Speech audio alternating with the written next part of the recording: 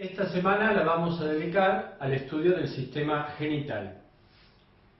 Como otras veces, vamos a empezar hablando de las funciones más importantes del sistema y de cómo se organizan los órganos que vamos a estudiar. Entonces, tendremos la clasificación de los órganos también.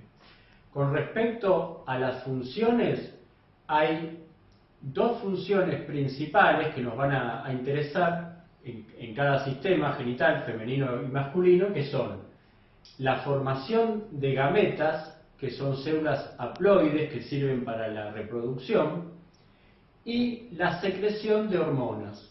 Esas son dos funciones súper importantes de estos sistemas que se verifican en un caso y en el otro. En el caso de las gametas, estas células van a ir a parar al medio externo, entonces van a requerir todo un sistema de conductos.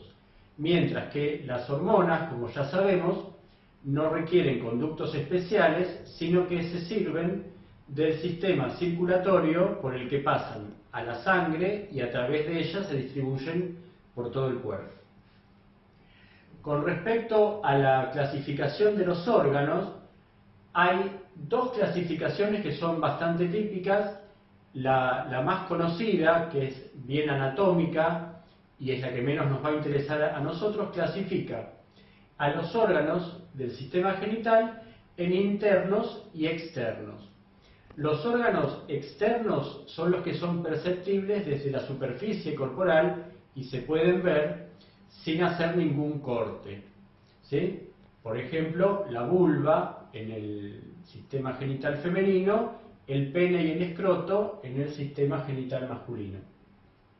Mientras que los órganos internos están dentro de las cavidades del cuerpo y para encontrarlos, para verlos, o hay que hacer cortes anatómicos o se podrían estudiar con técnicas de imagen como tomografía, ecografía, resonancia y otras.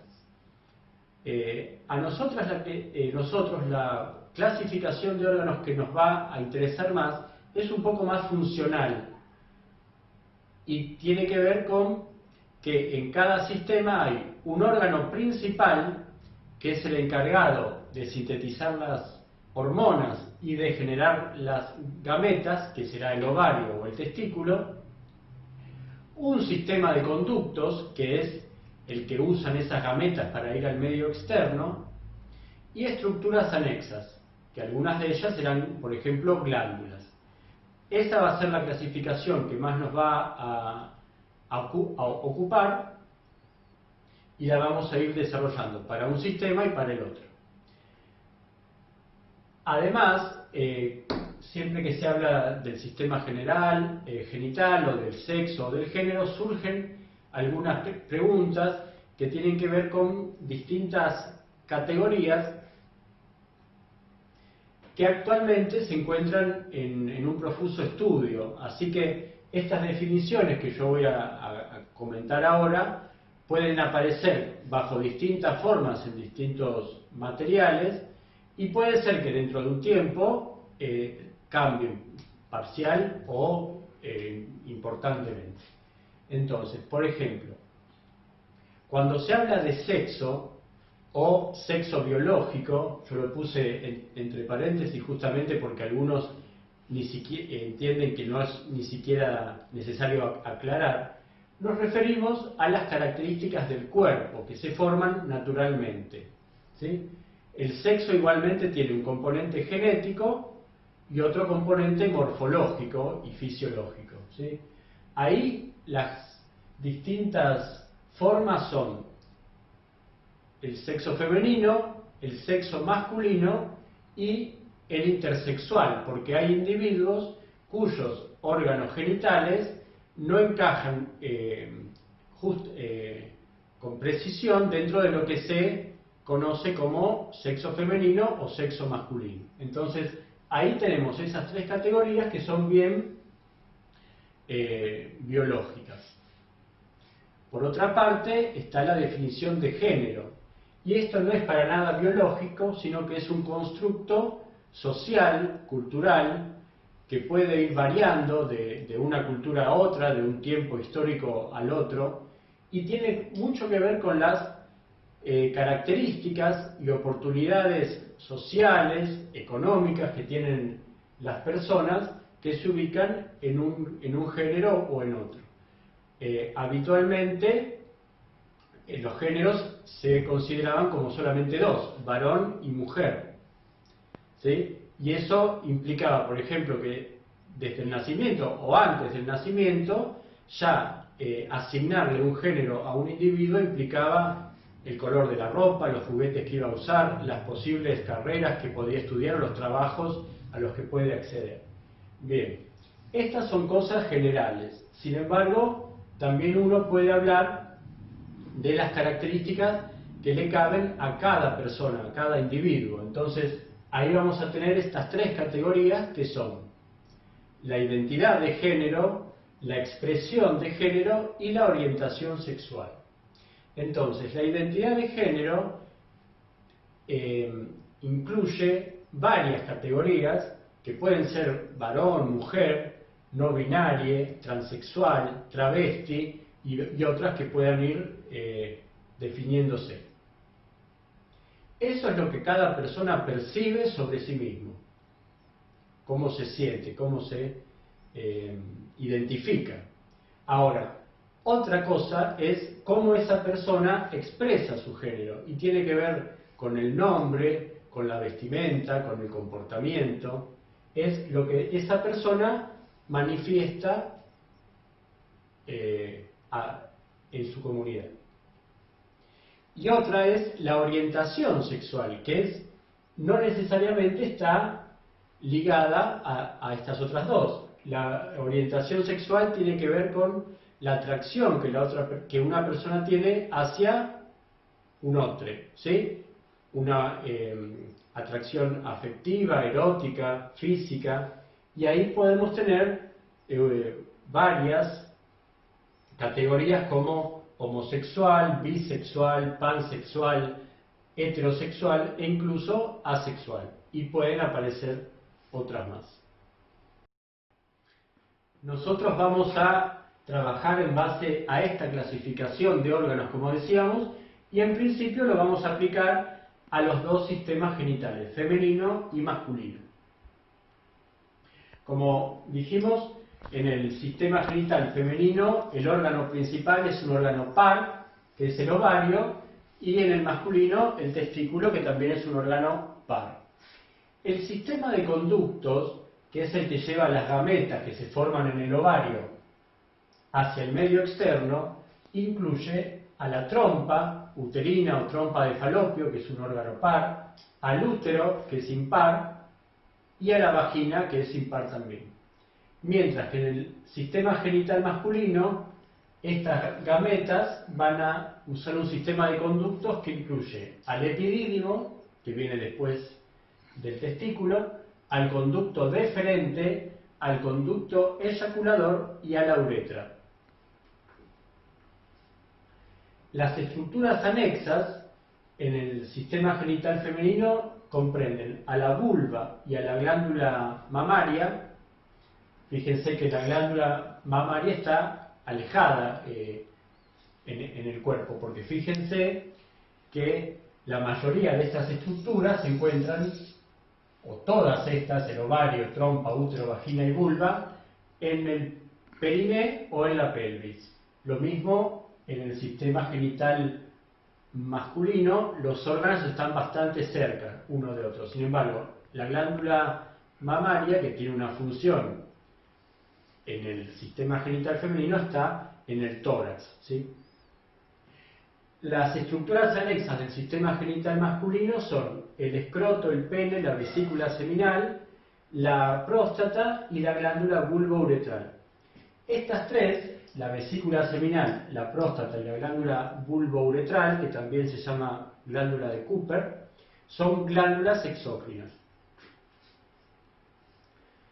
La vulva en el sistema genital femenino y el escroto y el pene en el sistema genital masculino son los órganos genitales externos, esos que se ven desde el exterior.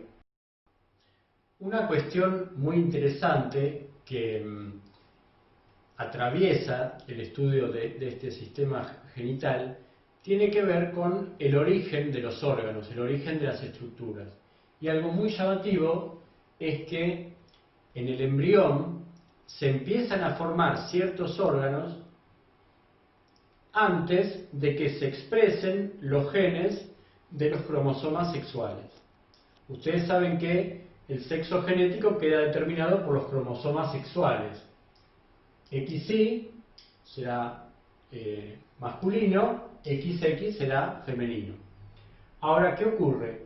Uno podría pensar que si genéticamente es masculino, se va a formar un testículo, y que si genéticamente es femenino, se va a formar un ovario.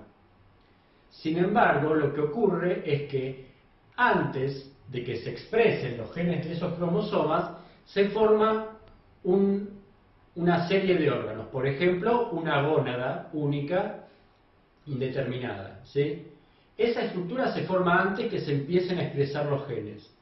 Si es XY, esa gónada se va a diferenciar a testículo. Si es XX, esa gónada se va a diferenciar a ovario, ¿sí? Pero la base del órgano, las estructuras primordiales, son las mismas. Entonces, eso hace que el testículo y el ovario, en el adulto, tengan muchas características morfológicas en común. Y lo mismo pasa, por ejemplo, con los genitales externos. Se forman una serie de estructuras, por ejemplo, esto que está en amarillo es el glande, ¿sí? Entonces, si es masculino será el glande del pene y si es femenino será el glande del clítoris. Por ejemplo, también hay una abertura, ¿sí?, que se va a ir cerrando. Si es femenino, eso va a quedar como dos orificios. Uno más anterior, ¿sí?, que corresponde a la vagina, y otro más posterior que corresponde al ano. Si es varón, eso se va a ir cerrando y uno de los extremos va a quedar como el orificio externo de la uretra, y esa unión queda como una especie de cicatriz bastante más larga que en el caso femenino, ¿sí?, que se llama rafe o rafe medio, ¿sí?, que es el vestigio de la unión. Eso es muy interesante. En el caso del sistema genital femenino, ese rafe es mucho más corto porque el vestíbulo de la vagina está mucho más cerca del ano, ¿sí? En principio nos vamos a dedicar al sistema genital femenino y vamos a ir viendo distintas cortes, distintas figuras. Esta, por ejemplo, es una figura de la pelvis vista desde adelante y desde arriba. Es como si hubieran cortado la pared del abdomen, hubieran sacado los órganos, hubieran sacado al epiplón mayor, al intestino delgado, a gran parte del intestino grueso, y yo me veo los órganos que están en la pelvis. La vejiga, el útero, el recto, ¿sí?, los ovarios, las trompas de falopio y un montón de otras cosas más. Lo que me interesa es que todo esto está tapizado con algunas particularidades, como por ejemplo vamos a ver para el ovario, que tiene una relación muy especial con el peritoneo, pero el resto de los órganos están tapizados por el peritoneo. Es decir que hay relaciones muy importantes entre estos órganos. Por ejemplo, la vejiga va a generar contra el útero una depresión, ¿sí?, que se va a llamar fondo de saco vésico uterino. Eso va a estar tapizado por el peritoneo, ¿sí? Lo mismo acá atrás, entre el útero, la porción superior de la vagina y el recto, hay otro declive que va a generar el fondo de saco de Douglas o fondo de saco útero-vagino-rectal, ¿sí? Esos son bastante importantes en clínica porque cuando hay alguna acumulación de líquido o una hemorragia, esos líquidos se acumulan en esas partes más declives, en los fondos de saco. Después vamos a ver este tabique, ¿sí?, que divide a la pelvis en un compartimento posterior y uno anterior, que se llama ligamento ancho del útero, ¿sí? Y ese ligamento está formado ni más ni menos que por peritoneo y relaciona al útero, a la trompa, al ovario, a un ligamento que une al útero con el ovario y a otro ligamento que se extiende desde el útero hasta el monte del pubis o monte de Venus. Es una estructura muy interesante que tiene que ver con una estructura embrionaria que está tanto en el varón como en la mujer, ¿sí? En la mujer termina siendo el ligamento redondo del útero. Entonces, estas estructuras, el útero, el ovario, la trompa y estos dos ligamentos, están relacionadas entre sí por el peritoneo que forma el ligamento ancho. Para eso tienen un video que ya estaba hecho, que lo van a ver en este enlace. Esta es otra vista, es un esquema de un corte sagital. Fíjense que se ven órganos que ya conocen, como el recto y el conducto anal, el útero, la vagina, la vejiga, ¿sí? Y acá algunos de los órganos que forman la vulva. Fíjense, para resaltar, estos que están dibujados más en color rojo son músculos del perineo, ¿sí? Son varias capas de músculos, como ya vimos hace un tiempo, y algunos afectan a la uretra para hacerle el esfínter externo o al recto para hacer el esfínter del ano. Acá les quiero mostrar otra vez estos fondos de saco. Fíjense, ese sería el fondo de saco vésico-uterino. Vésico quiere decir relativo a la vejiga. Entonces, fondo de saco anterior o vésico-uterino. En cambio acá, el peritoneo, que recubre todo el útero, desciende hasta hacer contacto con una partecita de la vagina, se refleja y sube por la pared del recto. Entonces, este fondo de saco es el fondo de saco útero-vagino-rectal o fondo de saco de Douglas, ¿sí? Ahora vamos a mirar este esquema, que ya es un poco más interesante porque muestra todos los órganos, pero como en una especie de disección. Y tenemos, bueno, de vuelta a los ovarios, a las trompas, al útero, a la vagina, y muestra parte de la vulva, que es lo que vamos a ver ahora. Fíjense que si este es el orificio externo de la vagina, acá arriba está hacia anterior el orificio uretral o meato urinario. Quiero que presten atención a estas masas, ¿sí?, amarillas, y a estas masas rosadas, ¿sí? Estas son glándulas, ¿sí?, glándulas mucosas que se llaman glándulas vestibulares mayores o glándulas de Bartolino. Son importantes en la clínica muchas veces porque esas glándulas tienen conductos que a veces se obstruyen y generan la inflamación de la glándula.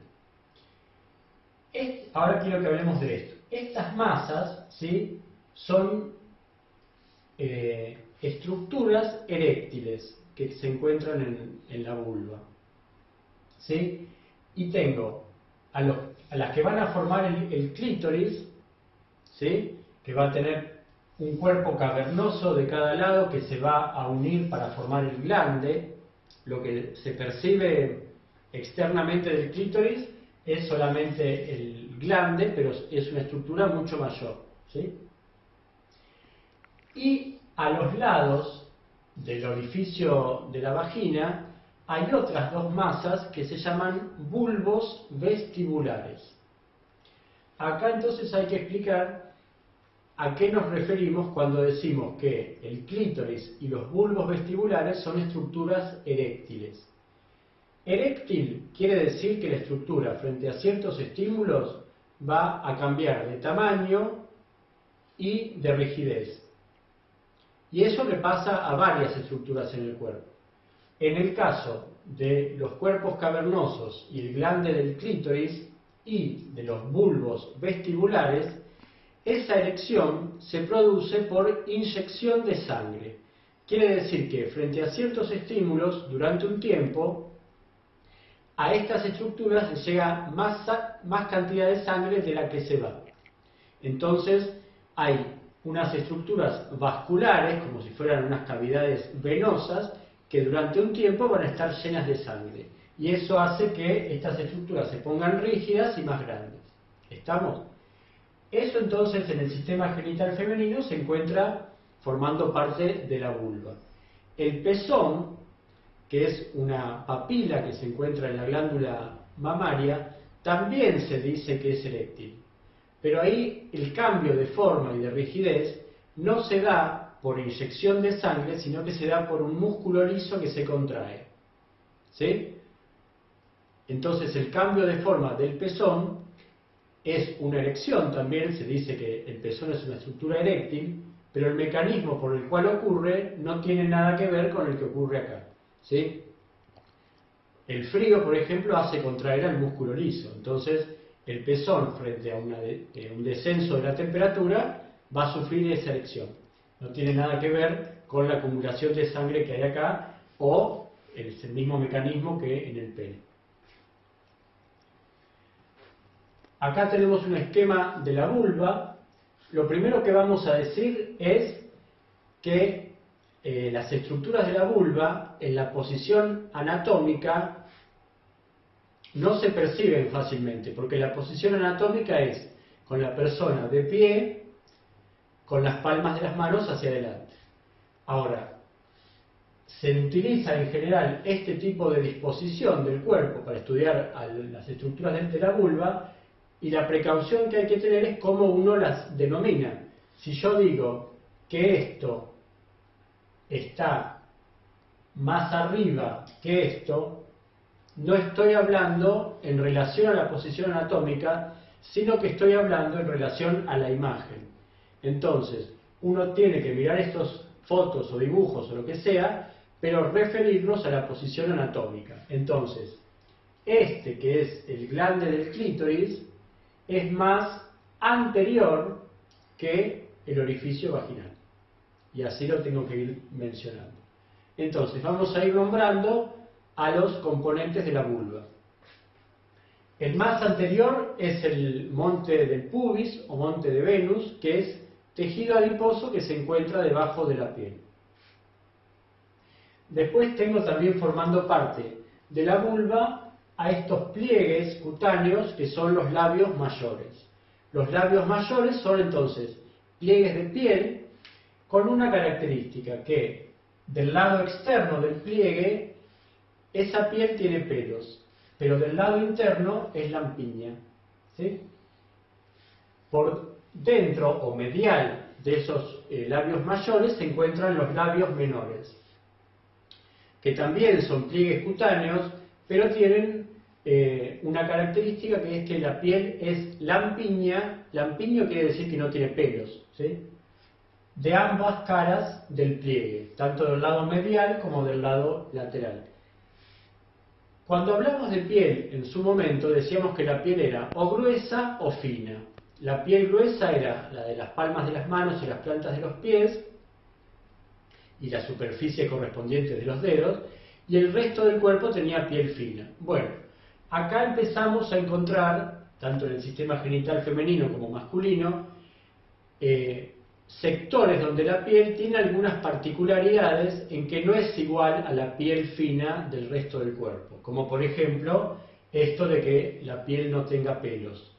En la piel fina siempre hay pelo y glándula sebácea. ¿Se acuerdan que era una unidad? Bueno, en estas partes podemos encontrar glándulas sebáceas sin que haya pelo. Pero no nos vamos a concentrar tanto en esa descripción tan minuciosa de estas estructuras, pero sí ubicarlas y nombrarlas. Lo interesante de estos labios menores es que en donde se unen en la parte anterior se van a desdoblar y la parte más anterior va a formar el capuchón del clítoris, que lo cubre parcialmente, y la parte más posterior van a formar el frenillo del clítoris, ¿sí? Entonces, el labio menor, en su extremo anterior, se desdobla en dos para formar estructuras relacionadas con el glande del clítoris.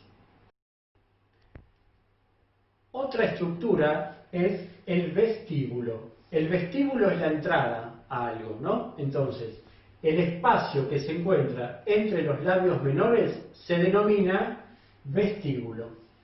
Y el vestíbulo tiene 4 orificios que se ven a simple vista, que son el orificio vaginal, el meato urinario, que es el orificio externo de la uretra, y 2 orificios laterales que corresponden a los conductos de estas glándulas vestibulares mayores o glándulas de Bartolino, que como hay una de cada lado, son orificios pares. Entonces, en el vestíbulo vamos a ver a estos 4 orificios y algo que se ve en este dibujo es que el orificio vaginal externo se encuentra parcialmente tabicado en el nacimiento por una membrana que se llama himen. Esa membrana también es de una estructura parecida a la piel y parecida a una mucosa, ¿sí? Lo importante es que el orificio vaginal externo no está completamente tabicado, sino que ese himen lo cierra parcialmente. Este himen en algunas culturas tiene un valor simbólico muy importante. Desgraciadamente se ha utilizado también para someter a muchas mujeres en muchas culturas, valiéndose de esa estructura anatómica. Bien, entonces el video del ligamento ancho del útero lo van a tener recién ahora en este enlace.